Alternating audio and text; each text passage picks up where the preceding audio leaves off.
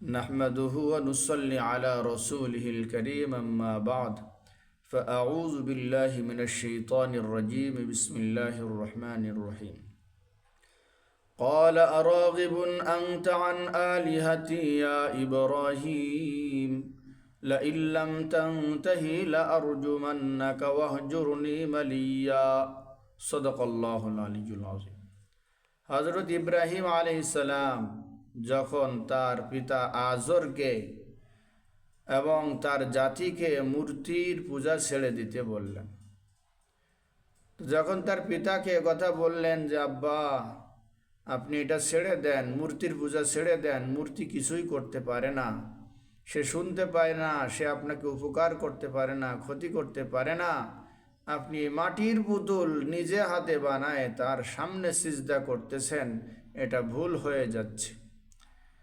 হযরত ইব্রাহিম আলাইহিস সালাম যখন দাওয়াত দিলেন, বড় দরুদ ভরা দাওয়াত, বড় মহব্বত শ্রদ্ধাপূর্ণ ইয়া আবাতি শব্দ ব্যবহার করে বড় মহব্বতের সাথে দাওয়াত দিলেন। পিতার বক্তব্য কি ছিল সেটা এখানে আল্লাহ বলেছেন, হে ইব্রাহিম, তুমি কি আমার প্রভুদের থেকে বিমুখতা পোষণ করতেছ? লা ইল্লাম তাংতাহি, যদি তুমি ক্ষান্ত না হও, এইসব কথা বলা বন্ধ না করো, লা আরজুমান্নাকা, অবশ্যই অবশ্যই আমি তোমাকে পাথর মেরে তোমাকে হত্যা করব। ওয়াহজুরনি মালিয়া, তুমি আমাকে ছেড়ে চলে যাও, চিরদিন চলে যাও, চিরদিনের জন্য আমার থেকে বিচ্ছেদ হয়ে যাও। তখন ইব্রাহিম আলাইহিস সালাম কি জবাব দিয়েছিলেন? قال سلام عليك سأستغفر لك ربي إنه كان بي حفيا। হে আমার পিতা, আপনি আমার পিতা ঠিক আছে, শ্রদ্ধা করি, সম্মান করি, কিন্তু আল্লাহর থেকে নয়, আল্লাহর থেকে বেশি সম্মান শ্রদ্ধা নয়। আপনার উপরে শান্তি বর্ষিত হোক, আমি আমার রবের কাছে আপনার জন্য ক্ষমা প্রার্থনা করব, নিশ্চয় আমার রব আমার উপরে বড় দয়াবান।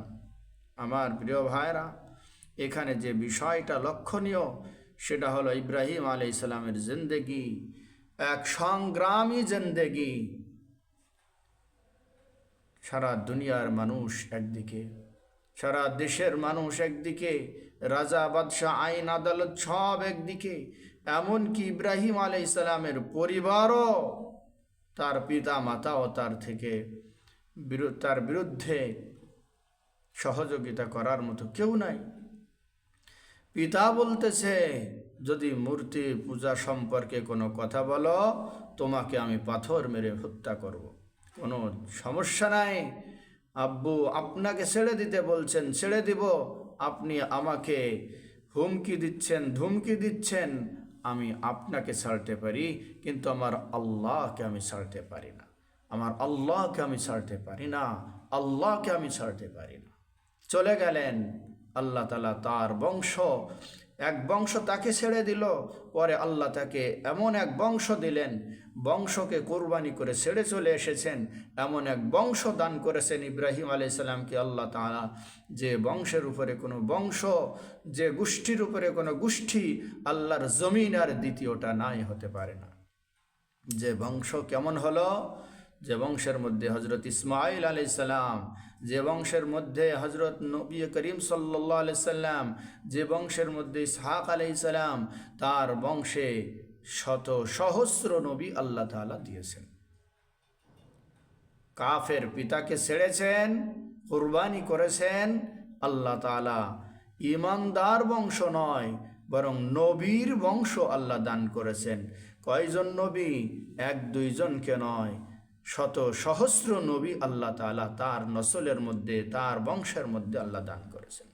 এখানে একটা বোঝার বিষয় হলো, আমাদের মাসনা মুতামিম সাহেব হুজুর মুফতি ইয়াহিয়া সাহেব দামাত বারাকাতুহু একটা কথা বলেন, যে লাইনের কুরবানি হবে সে লাইনেরই মেহেরবানি আল্লাহর পক্ষ থেকে তোমার জন্য হবে। ইব্রাহিম আলাইহিস সালাম বংশের কুরবানি দিয়েছেন, বংশকে ত্যাগ করেছেন, আল্লাহ তাআলা তাকে তার চেয়ে কোটি গুণ উত্তম বংশ তাকে দান করেছেন। কাফের বংশ ত্যাগ করেছেন, ইমানদার বংশ দিয়েছেন।